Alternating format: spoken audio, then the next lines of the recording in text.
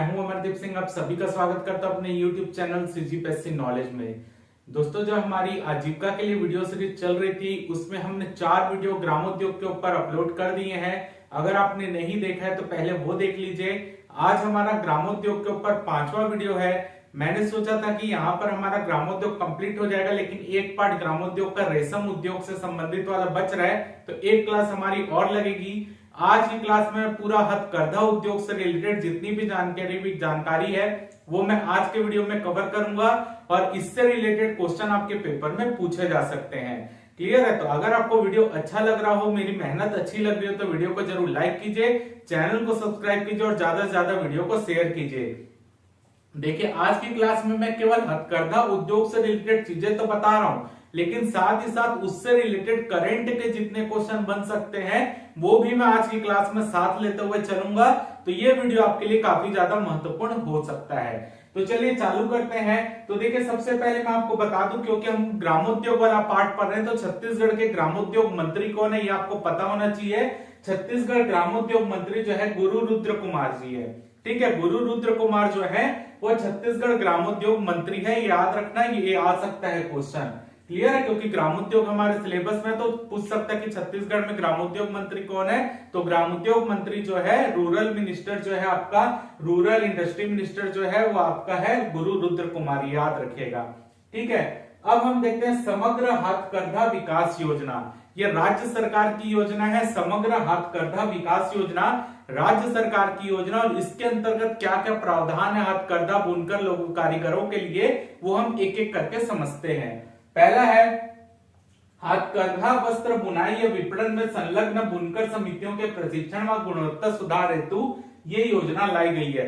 समग्र हथकरघा विकास योजना क्या है? हथकरघा वस्त्र बुनाई यानी वस्त्रों की बुनाई के लिए, विपणन यानी मार्केटिंग के लिए संलग्न बुनकर समितियों के, जो बुनकर समिति में कारीगर काम करते हैं, उनके प्रशिक्षण व गुणवत्ता के सुधार हेतु ये योजना लाई गई है, समग्र हथकरघा विकास योजना।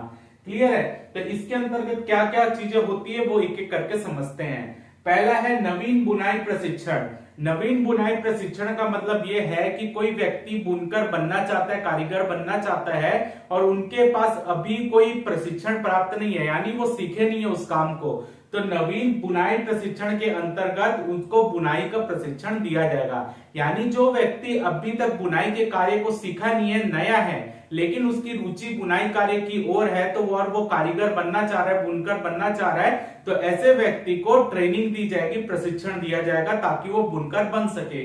तो नवीन बुनाई प्रशिक्षण में इच्छुक बेरोजगार युवक युवतियों को 20 के समूह में 4 माह का बुनाई प्रशिक्षण दिया जाता है। 20 के समूह में यानी एक लॉट में 20 लोगों को शामिल किया जाता है और उनको 4 माह की ट्रेनिंग दी जाती है। तो कौन यह ट्रेनिंग कौन करवाने का काम करेगा? जो आप हथकरघा सहकारी समिति या सहकारी बुनकर आयोग जो पढ़ेंगे, ठीक है, वो करते हैं। ठीक है, तो याद रखिएगा, जो हथकरघा से रिलेटेड जो संस्था है हमारे यहाँ, वो इनको यहाँ पर प्रशिक्षण दिलवाने का काम करेगी। ये प्रशिक्षण जो होगा 20 के समूह में 4 माह का बुनाई प्रशिक्षण होगा, यानी एक लॉट में जो है 20 लोगों को शामिल किया जाएगा। सेकंड है कौशल उन्नयन प्रशिक्षण। कौशल उन्नयन प्रशिक्षण में ऐसे लोगों को प्रशिक्षण दिया जाएगा या ऐसे बुनकर को प्रशिक्षण दिया जाएगा जो पहले से बुनकर का काम कर रहे हैं, अब उनको उनकी क्वालिटी को इंप्रूव करने के लिए जो है ये प्रशिक्षण दिया जा रहा है। पहले में नया व्यक्ति था, यहाँ पर पहले से बुनकर है, अब वो अपनी जो क्वालिटी उसको और इंप्रूव करने के लिए उसको यहाँ पे प्रशिक्षण दिया जा रहा है। तो कौशल उन्नयन प्रशिक्षण नवीन डिजाइन या उच्च गुणवत्ता के वस्त्र निर्मित करने हेतु अर्धकुशल बुनकरों को 20 के समूह में 2 माह का प्रशिक्षण। यहाँ पे 4 महीने का प्रशिक्षण दे रहे हैं क्योंकि नया है, यहाँ बुनकर पहले से है, अब उसकी कुशलता को और बढ़ाने के लिए क्या किया जा रहा है, उसको 2 महीने का प्रशिक्षण दिया जाता है। तो 20 के लॉट में चयन किया जाता है बुनकरों को और 2 महीने का प्रशिक्षण दिया जाता है। क्लियर है? थर्ड है उन्नत उपकरण सहायता। तो नए उन्नत करघे व सहायक उपकरण क्रय हेतु प्रति बुनकर अधिकतम 34,000 तक की सहायता। यानी जो करघे होते हैं, जो मैंने कल भी आपको करघा पढ़ाया था, करघा क्या होता है? फैब्रिक का निर्माण किया जाता है, जैसे कि आपके चरखे से सूत काटा जाता है, उस सूत को इकट्ठा करके फैब्रिक बनाने का काम करघा करता है। तो वो करघा जो है प्रति बुनकर जो है करघा लेने के लिए 34,000 तक की सहायता दी जाती है गवर्नमेंट की तरफ से। तो नए उन्नत करघे व सहायक उपकरण क्रय हेतु प्रति बुनकर अधिकतम 34,000 तक की सहायता गवर्नमेंट के माध्यम से दी जाती है। क्लियर है। अगला है अधोसंरचना निर्माण। अधोसंरचना निर्माण का मतलब होता है पूंजीगत संपत्ति को बनाना। ठीक है, तो यह अधोसंरचना निर्माण रंगाई या बुनाई कार्य हेतु भवनों के निर्माण के लिए प्रति समिति 20 लाख रुपए तक की सहायता। यानी अगर कोई समिति जो है बुनकर का काम कर रही है, या आपका जो आप रंगाई का काम करती है यानी आप डाई करने का काम करते हैं, या बुआई या आपका बुनाई का कार्य है, बुनकर है, उनकी एक समिति होती है, तो प्रति समिति को काम करने के लिए एक पूरा आपको स्ट्रक्चर चाहिए, एक पूरा भवन चाहिए। तो उस भवन निर्माण के लिए गवर्नमेंट के माध्यम से 20 लाख रुपए तक की सहायता प्रति समिति दी जाती है। क्लियर है। तो एक समिति को 20 लाख रुपए तक की सहायता उसके भवन निर्माण, स्ट्रक्चर निर्माण के लिए गवर्नमेंट राज्य सरकार की तरफ से दी जाती है। अगला देखते हैं भवन जीर्णोद्धार सहायता। भवन जीर्णोद्धार सहायता यानी मतलब ऐसी समिति जिनका भवन पहले से लेकिन वो जर्जर अवस्था में है, तो उसके रिनोवेशन के लिए पैसा देना। तो ये देखा जाता है कि उसका जो भवन है वो कितना टूटा है, वहां पे आकलन किया जाता है कि इसमें इतना पैसा देंगे तो इसके भवन का पुनर्निर्माण या रिनोवेशन हो जाएगा। तो उस आकलन के आधार पर ये पैसा दिया जाता है, कोई फिक्स नहीं है। आकलन के आधार पर जितना पैसा निकलता होगा उतना पैसा यहाँ पर दिया जाता है, जितनी जरूरत हो। अगला है बुनकर आवास क्षेत्र में बुनियादी सहायता। तो यहाँ पर बोला अगर 50 से अधिक बुनकर निवास क्षेत्र में, अगर यानी एक मान लीजिए एक क्षेत्र है जहां पर 50 से अधिक बुनकर एक साथ रहते हैं और उनके क्षेत्र में जो बुनियादी सुविधा जैसे पेयजल की सुविधा होती है, रोड की सुविधा होती है, ये सब सुविधा नहीं है, तो वो सब सुविधा उस क्षेत्र में प्रोवाइड करने के लिए गवर्नमेंट क्या करती है, प्रति समिति 10 लाख रुपए तक की सहायता देती है। यानी जहां पर 50 से ज्यादा बुनकर रहते हैं उस क्षेत्र में और वहां पर बुनियादी जो सुविधाएं है, पेयजल की सुविधा या रोड की सुविधा वो नहीं है, तो गवर्नमेंट क्या करती है, जो बुनकर समिति उनको यहाँ पे पैसा देती है 10 लाख रुपए तक का, और वो समिति वहां पर वो बुनियादी सुविधा उपलब्ध कराएगी। क्लियर है। अगला पढ़ते हैं यहाँ पर विपणन एवं प्रचार हेतु सहायता। विपणन या प्रचार यानी मार्केटिंग के लिए क्या सहायता दी जाती है। अब देखिए कोई भी बुनकर अपने वस्त्र बना रहा है, हथकरघा उद्योग में वस्त्र का निर्माण हो रहा है, तो उनके बेचने के लिए आपकी मार्केटिंग होना बहुत जरूरी है। तो उसके लिए आपको क्या क्या करना पड़ता है, कैटलॉग बनाना पड़ता है, वेबसाइट में डालना पड़ता है, प्रचार करेंगे तभी कोई चीज बिकेगी। तो यहाँ पर हथकरघा वस्त्रों के प्रचार हेतु कैटलॉग प्रिंटिंग या वेबसाइट हेतु 1 लाख रुपए तक की सहायता गवर्नमेंट देती है एक समिति को। ठीक है, प्रत्येक समिति को अपने बनाए गए वस्त्रों को बेचने के लिए, मार्केटिंग करने के लिए, चाहे वो कैटलॉग बनवा रहा हो या वेबसाइट, तो उसको 1 लाख रुपए तक की सहायता गवर्नमेंट के माध्यम से दी जाती है, राज्य सरकार के माध्यम से दी जाती है। जो हथकरघा व्यापारी संघ है उसके माध्यम से भी ये राशि उपलब्ध कराई जाती है, यानी गवर्नमेंट हथकरघा व्यापारी संघ को देगी, संघ इन समितियों को देगा। अगला है अकार्यशील करघों को कार्यशील बनाने हेतु। अकार्यशील यानी जो करघा पहले से है वो खराब हो गया, उसको वापस कार्यशील बनाना है, तो उसके लिए 15,000 रुपए प्रति करघा के मान से प्रति समिति 1.5 लाख की सहायता। यानी एक समिति में माना गया कि लगभग 10 करघे होते ही हैं, तो यहाँ पर क्या करते हैं 15,000 प्रति करघे के मान से प्रति समिति 1.5 लाख रुपए तक की सहायता दी जा सकती है करघे के रिपेयरिंग के लिए। क्लियर है। अब अगला देखते हैं स्वर्गीय बिसाहू दास महंत पुरस्कार योजना। यहाँ पर ये योजना खत्म हो गई है, जो हमारा समग्र हथकरघा विकास योजना था वो यहीं तक है। अब हम पढ़ते हैं स्वर्गीय बिसाहू दास महंत पुरस्कार योजना। तो इसमें क्या है, बुनकरों को कला कौशल व उत्कृष्ट डिजाइन को प्रोत्साहित करने के लिए प्रति वर्ष एक बुनकर को 2 लाख रुपए की सहायता या निर्णायक मंडल की अनुशंसा पर अधिकतम 2 व्यक्तियों को 1-1 लाख रुपए का पुरस्कार दिया जाएगा। यानी ऐसे व्यक्ति जिन्होंने बुनकर के क्षेत्र में या हथकरघा के क्षेत्र में बहुत अच्छा काम किया है, तो उस बुनकर को पुरस्कृत किया जाएगा। अगर एक व्यक्ति को चयन किया जाता है कि एक व्यक्ति को पुरस्कार देंगे तो 2 लाख रुपए मिलेंगे। अगर जो निर्णायक मंडल है वो ये तय करता है कि नहीं 2 व्यक्तियों को पुरस्कार देना है, तो 1-1 लाख रुपए डिवाइड कर देंगे, तो 2 लोगों के लिए 1-1 लाख रुपए ईच हो जाएगा, और अगर एक ही व्यक्ति को दिया जा रहा है तो 2 लाख रुपए मिलेगा। क्लियर है। तो अधिकतम 2 व्यक्तियों को मिल सकता है ये पुरस्कार। तो याद रखिएगा, बुनकरों के कला कौशल व उत्कृष्ट डिजाइन को प्रोत्साहित करने हेतु प्रति वर्ष एक बुनकर को 2 लाख रुपए पुरस्कार या निर्णायक मंडल के अनुशंसा पर अधिकतम 2 व्यक्तियों को 1-1 लाख रुपए का पुरस्कार दिया जा सकता है। तो वर्ष 2021 में जब अभी हमारा राज्य अलंकरण समारोह हुआ था, तो उस आपका राज्य अलंकरण समारोह में क्योंकि हमारे पिछले 2 साल से कोई अवार्ड नहीं दिया जा रहा था, बिसाहू दास जो महंत पुरस्कार है वो नहीं दिया जा रहा था, तो इस वर्ष 2 वर्ष के लिए 2018-19 के लिए और 19-20 के लिए पुरस्कार दिया गया है। तो 2018-19 में सुनील कुमार और राजा राम देवांगन जो कि जांजगीर चांपा के हैं, इनको बिसाहू दास महंत पुरस्कार वर्ष 2018-19 का मिला है। और वर्ष 2019-20 का तुकाराम देवांगन और श्री राम देवांगन जो कि जांजगीर चांपा के हैं, इनको बिसाहू दास महंत पुरस्कार दिया गया है। तो वर्ष 2021 में 2018-19 के लिए और 19-20 के लिए पुरस्कार दिया गया है। 18-19 के लिए सुनील कुमार और राजाराम देवांगन को, और 19-20 में तुकाराम देवांगन और श्री राम देवांगन को मिला है। देखिए 2-2 व्यक्ति को मिला, यानी हर व्यक्ति को 1-1 लाख रुपए मिलेगा। क्लियर है। अगला देखते हैं राज राजेश्वरी करुणा माता प्रोत्साहन पुरस्कार। राज राजेश्वरी करुणा माता प्रोत्साहन पुरस्कार, तो सूती वस्त्र का उत्पादन करने वाले 2 बुनकर को 1-1 लाख रुपए का पुरस्कार दिया जाता है। यानी जो सूती वस्त्र के उत्पादन में बेहतरीन काम किए हैं उनको जो है 1-1 लाख रुपए का पुरस्कार दिया जाता है, अधिकतम 2 व्यक्तियों को। तो 2021 में ये किसको मिला है? राजेश कुमार देवांगन और टीकाराम देवांगन को मिला। ये बलौदा बाजार के हैं।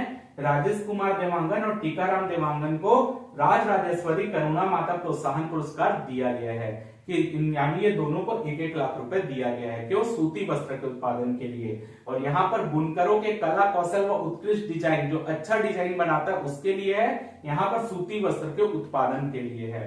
ठीक है। अब यहाँ पर अगला है पुरस्कृत बुनकरों को मासिक आर्थिक सहायता। यानी जो बुनकर होते हैं वो चाहे राज्य स्तर में कोई अवार्ड पाए हो या राष्ट्रीय स्तर पर पूरे भारत लेवल में कुछ अवार्ड पाए हो बुनकर से रिलेटेड, तो उनके लिए जो है पुरस्कृत बुनकरों को मासिक आर्थिक सहायता योजना। ये क्या है? राष्ट्रीय या राज्य स्तर पर हथकरघा वस्त्र बुनाई में पुरस्कृत बुनकर जिसकी आयु 60 वर्ष से उससे अधिक हो गई है, तो उसको 5,000 रुपए मासिक सहायता दिया जाएगा।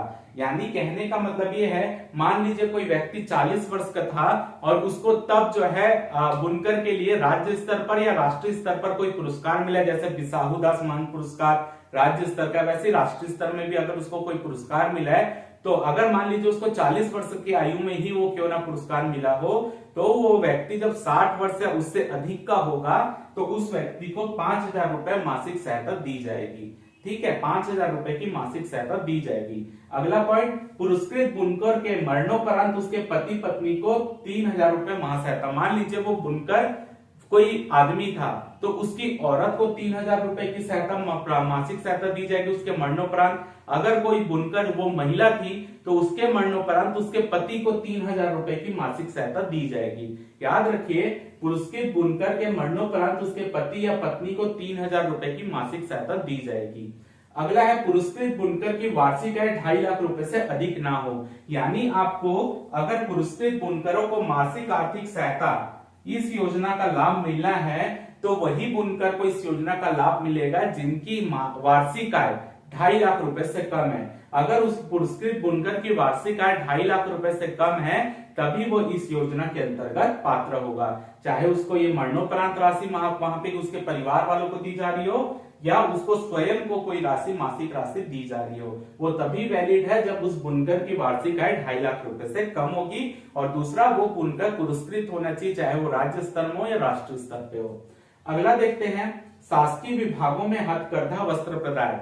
तो आपको पता है जो हमारा हथकरघा व्यापारिक विपणन संघ है वो क्या करता है कि जो हमारे जितने भी बुनकर हैं उनसे कपड़ों को खरीदता है। जो बुनकर करके कपड़े, जो भी बुनकर कपड़े बनाते हैं उनको ये व्यापारिक संघ खरीद लेता है और उसको जितने भी हमारे शासकीय विभाग है जिनमें कपड़ों की आवश्यकता पड़ती है, चाहे वो पर्दा हो, सोफे का कवर हो या जो भी हो, उसको पूरी सप्लाई कौन कर देगा? ये हथकरघा व्यापारी विपणन संघ कर देगा।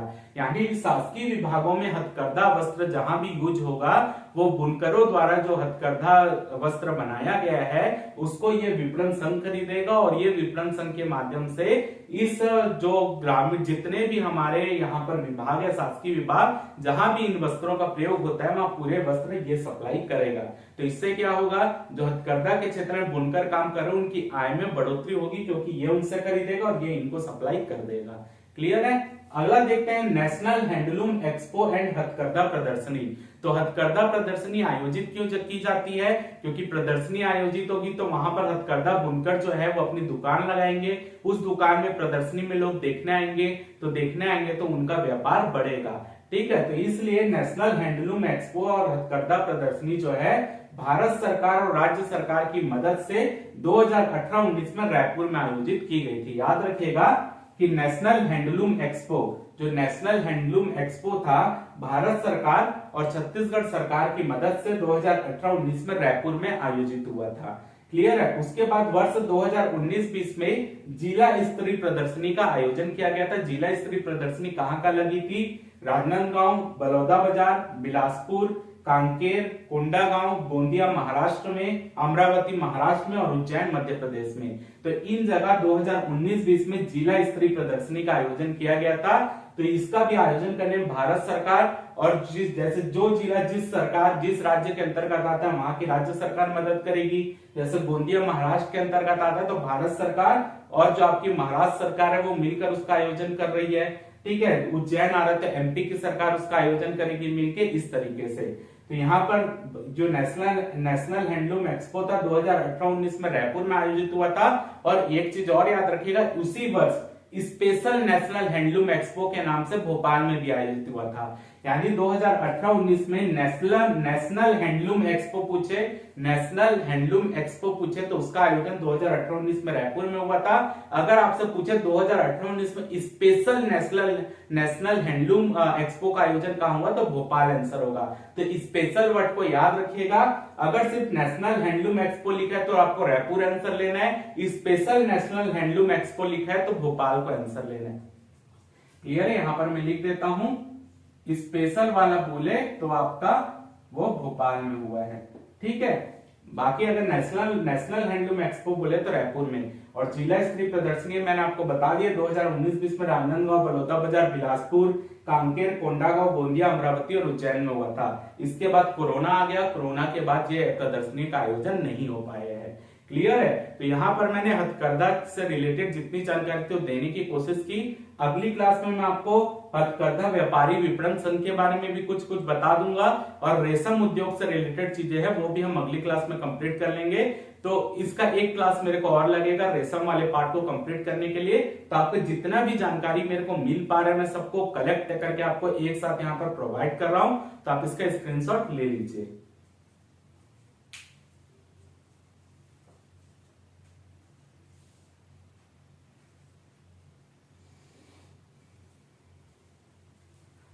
तो उम्मीद करता हूं आपको आज की क्लास अच्छी लगी होगी। अगर आपको वीडियो अच्छा लगा हो तो वीडियो को जरूर लाइक कीजिए, चैनल को सब्सक्राइब कीजिए, ज्यादा से ज्यादा वीडियो को शेयर कीजिए। फिलहाल के इस वीडियो में सिर्फ इतना ही। जय भारत, जय छत्तीसगढ़।